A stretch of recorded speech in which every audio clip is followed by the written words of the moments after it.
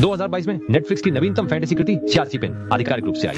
यह शो 3 युवाओं के इर्द गिर्द घूमता है। एक दुष्ट वैज्ञानिक द्वारा मानव जीन संशोधन प्रयोग को पूरा करने के कारण वे बचपन से ही एक दुर्लभ बीमारी से पीड़ित हैं, जिससे उनके शरीर में बड़े दुष्प्रभाव होते हैं, लेकिन साथ ही उन्हें असाधारण शक्तियां भी मिलती हैं, जैसे कि अनियंत्रित रूप से वेयरवुल्फ में बदल जाना। इस तरह की शक्तियां उन्हें बहुत पीड़ा देती हैं, इसलिए वे मन ही मन बहुत चाहते हैं कि एक दिन वे सामान्य हो सकें।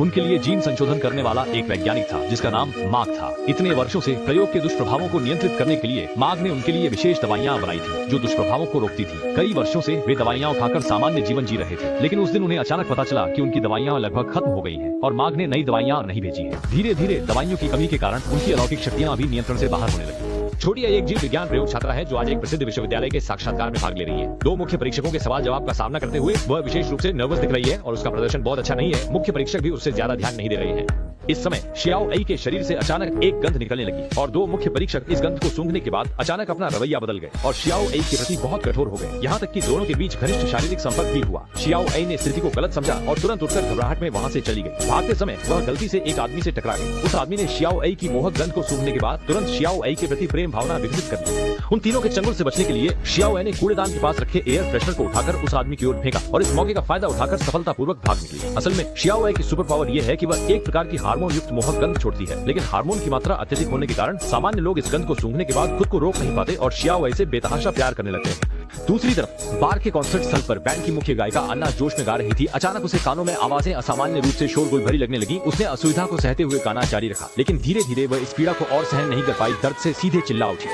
इस चीख के साथ ही बार के शीशे तुरंत टूट गए। यह देखकर वह तुरंत वहां से चली गई। असल में अन्ना की सुपर पावर है कि उसकी सुनने की क्षमता अत्यधिक संवेदनशील है और उसकी आवाज में भी कुछ हद तक आक्रामकता है। तीसरा सुपर पावर वाला व्यक्ति एक लड़का है जिसका नाम हुआन है। उसे पता चलता है कि वह हर रात घर में अच्छी तरह से सोता है, लेकिन अगली सुबह हमेशा जंगल में जागता है और उसके कपड़े फटे होते हैं, मुंह में खून होता है और आसपास जानवरों की लाशें होती हैं। वह नहीं समझ पाया कि वह अचानक ऐसा क्यों बन गया, इसलिए वह जल्दी से घर भागा और खुद को साफ किया। जब उसने निगरानी कैमरे की जांच की तो वह सीधे चौंक गया। असल में वह खरगोश किसी जंगली जानवर द्वारा नहीं मारा गया था, बल्कि उसने खुद को मारा था। असल में उसकी सुपर पावर यह थी कि वह अनजाने में भेड़िया बन जाता था।